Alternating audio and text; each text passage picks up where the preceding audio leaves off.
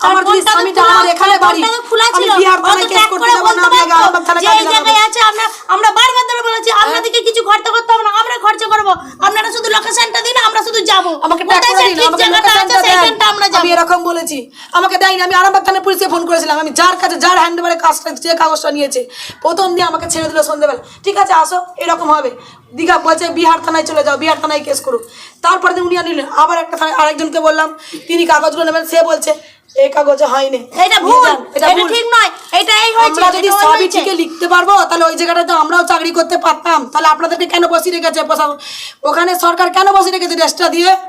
যদি আমরা সব জেনে যাব তাহলে আমরা সাধারণ মানুষ কেন হব, খুন্তিটা কেন লাড়বো বলুন? তাহলে আপনাদেরকে বসে রেখেছে আমাদের সাহায্য করার জন্য, প্রশাসনের জন্য, তার জন্যই আমি গেছি। আমি কুকুরের মতো যাচ্ছি 4বার 5বার, যখন কাল রাত 9টায় ডেকেছে তাই ছুটেছি। কালকে রাত 9টায় যে সমস্ত কিছু ডকুমেন্টস দিয়েছি তাও কোনো ইনভেস্টিগেশন কিচ্ছু করেনি। আপনার প্রশাসন কিসের জন্য বলাছেন বলুন? মানুষটা মরে গেছে, আমার দায়গুলো নেবেন। আমার সংসারে কোনো ব্যাট ছেলে নাই, দুটো মেয়ে আর বিধবা শাশুড়ি। বলুন আমি থানায় যাচ্ছি, কি করবেন? থানায় ধরে রাখবেন? আমি থানা যাচ্ছি, আমি 4 দিন ঘুরছি, কোনো লোকেশন দিয়েছিলেন? কতদিন টাইম লাগে বলুন? আপনাদের যে পোশাকগুলো দেওয়া হয়েছে কি জন্য ওখানে বস করে রেখেছে সরকার থেকে বলুন? সাধারণ মানুষের দাঁড়ান, সাধারণ মানুষের সেবা করার জন্য আপনারা কি করলেন? লোকেশন 3 দিন ধরে সামনে যাই, স্যারকে অনেকবার চেষ্টা করছি, কোনো কিছু লিখেছেন আমাকে বারবার ঘুরিয়ে দিন। রাত 9টায় রেখেছেন, আমি তাই গেছি। বলুন আজ মানুষটা কেন মরে গেল আমি জানি না, আমার বিচার চাই, নাহলে আমি থানায় যাচ্ছি। কি করবেন? মারবেন, গুলি করবেন, যা খুশি করতে পারেন। আমি দুটো মেয়েকে নিয়ে যাচ্ছি এক্ষুনি থানায়, ঠিক আছে? সকালবেলা ফোন করে বলেছি স্যার আমি এই নাম্বারটা খুলেছি, কাটছেন, আমি যাচ্ছি। কুম্ভ মেলা যাওয়ার পথে নিখোঁজ ব্যক্তির মৃতদেহ উদ্ধার। বিহারের রেল লাইন থেকে দেহ উদ্ধার হয়েছে বলে দাবি পরিবারের। ঘটনায় শোকের ছায়া এলাকায়। মৃত ব্যক্তির নাম অসিত দাস, বাড়ি আরামবাগ পৌরসভার 14 নম্বর ওয়ার্ডের বেনেপুকুর এলাকায়। পরিবার সূত্রে জানা যায়, গত শনিবার আর এক বাস চালকের সাথে বাড়ি থেকে বেরিয়েছিলেন অসিত বাবু। পরিবারের দাবি, পূর্ব মেদিনীপুরের এগরা থেকে তিনি ট্যুরিস্ট বাস নিয়ে প্রয়াগরাজের কুম্ভ মেলায় যাওয়ার জন্যই বেরিয়েছিলেন। যাওয়ার পথে বাস থেকে বাথরুম করতে নেমে তিনি নিখোঁজ হয়ে যান। প্রথমে পরিবারের সাথে তার ফোনে যোগাযোগ হলেও পরে ব্যক্তির ফোন বন্ধ হয়ে যায়। এরপরেই আরামবাগ থানার দ্বারস্থ হয় বাস চালকের পরিবার। তারা থানায় লিখিত অভিযোগ দায়ের করেন। শনিবার বিহারের আলিয়ানগর এলাকায় রেল লাইন থেকে অসিত দাস নামের বাস চালকের মৃতদেহ উদ্ধার হয় বলে দাবি পরিবারের। তারা জানায়, তার পকেটে ড্রাইভিং লাইসেন্স দেখে বিহারের আলিয়ানগর থেকে রেল পুলিশ তাদের ফোন করে খবর জানায়। ব্যক্তির মৃত্যুর খবর পেয়ে কান্নায় ভেঙে পড়ে পরিবার। শোকের ছায়া নামে এলাকায়। আরামবাগ থানার পুলিশের বিরুদ্ধে ক্ষোভ উগড়ে দেয় বাস চালকের স্ত্রী। আমরা আজকে সকালে আমাকে পুলিশ সকালবেলা একটাই ফোনটা খুলেছিল, মানে যিনি মারা গেছে সাহেব, ওর ফোনটা দেখলি খোলা ছিল বলে ফোনটা থানা থেকে আমাকে ফোন করে বলল যে ম্যাডাম আপনার হাজব্যান্ডের ফোনটা খোলা আছে, বলছে আপনি একবার ফোন করে জানুন। আমি ফোন করতেই দেখছি তখন সুইচ অফ হয়ে গেছে ফোনটা।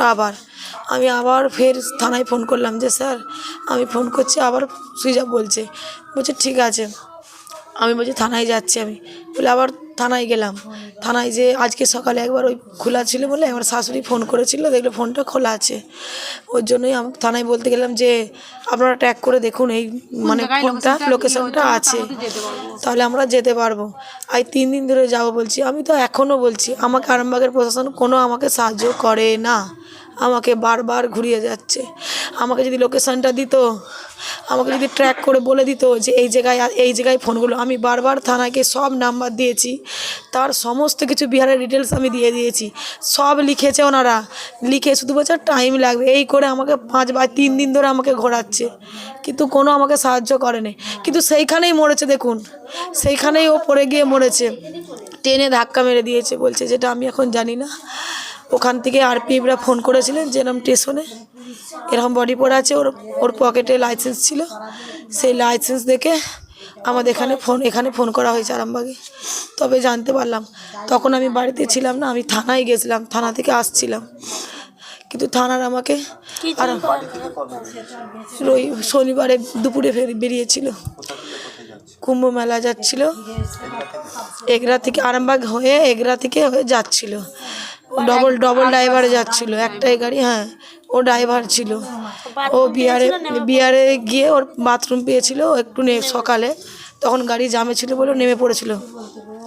তখন পুলিশে এসে বডি ঠেঙায়, তখন গাড়িটি আরেকটা যে ড্রাইভার ছিল সে নিয়ে চলে যায়, একটু আগিয়ে নিয়ে চলে যায়। এসে আর গাড়িটা খুঁজে পায় না। ওর মাথাটা একটু শরীরটা খারাপ লাগছিলো, মানে আর কিছু দিশা খুঁজে পাচ্ছে না, সেই নিয়ে চারদিক ঘুরছিল। আমি সেই বাসকেও বললাম যে তোমরা একটু আগিয়ে যে গ্যারেজ করে ওকে একটু এসে নিয়ে যাও। বললো ঠিক আছে। আমি ওকে বললাম যে তুমি এই জায়গায় দাঁড়াও। ও দাঁড়াতে পারছে না, অত লোকের মাঝে মানে কিছু খুঁজে পাচ্ছে না, বসতেও পারছে না। কিন্তু তবু ওইখানে ওই স্টেশনেই ছিল, ডিগ্রি স্টেশন, আলিয়ানগর। আমি থানাতে 50 বার বলেছি, একই ঠিকানা দিচ্ছি, সেই যেই দাবা থেকে সাহেব ফোন করেছিল সেই নাম্বার দিচ্ছি, যেই ফোনপেতে আমি টাকা পাঠিয়েছিলাম সেই নাম্বার দিচ্ছি। থানাতে আমি সব লিখেছি, কিন্তু থানাতে কোনো ট্র্যাকও করে না কোনো আমাদেরকে। আমি এটা বলছি আপনারা দিকে যেতে পারছেন না, আমরা যাব বাড়ি থেকে গাড়ি ভাড়া করে, আমি যাব। কিন্তু মিসিং ডায়েরিটা তো ভালো করে নিচ্ছিল না, নেয়নি, উল্টো পাল্টা কথা বলে জোর জবরদস্তি করে মিসিং ডায়েরি নিয়েছে।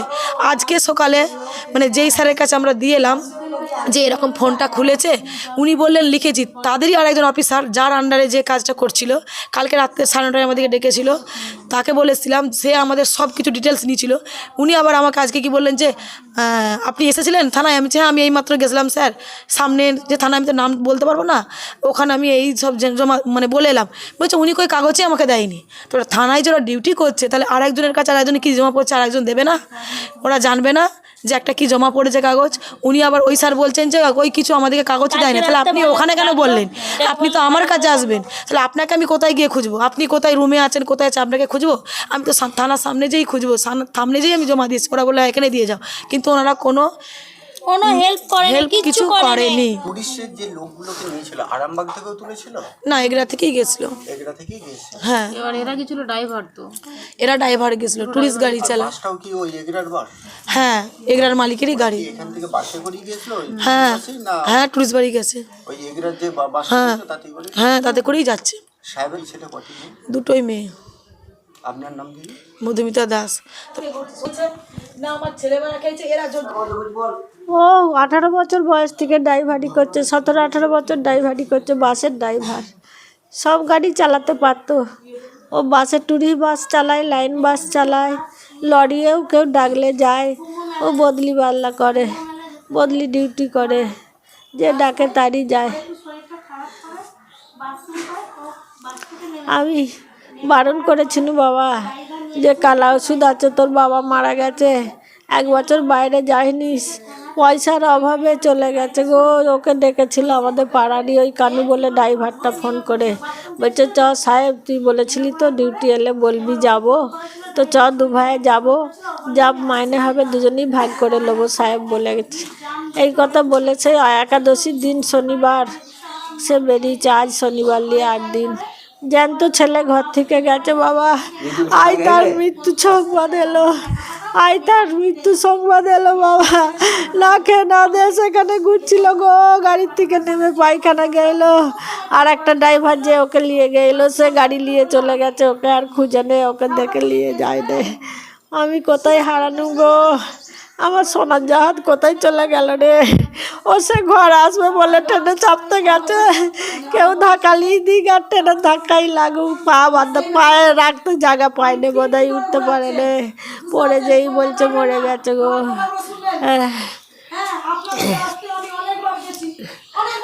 কে ফোন করেছে? আপনার নাম? আমার নাম ছায়া দাস।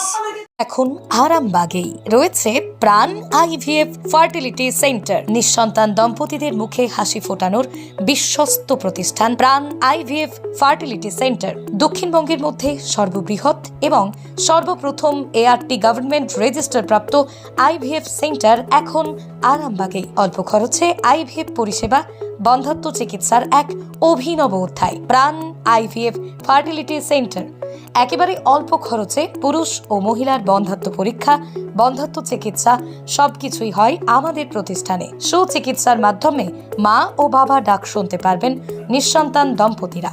তাহলে আর দেরি কেন? আজই যোগাযোগ করুন প্রাণ আইভিএফ ফার্টিলিটি সেন্টারে। ঠিকানা বসন্তপুর, আমতলা, 2 নম্বর রেলগেট, আরামবাগ, হুগলি। যোগাযোগ নম্বর 7865858781 অথবা যোগাযোগ করুন 7908098172 এই নম্বরে।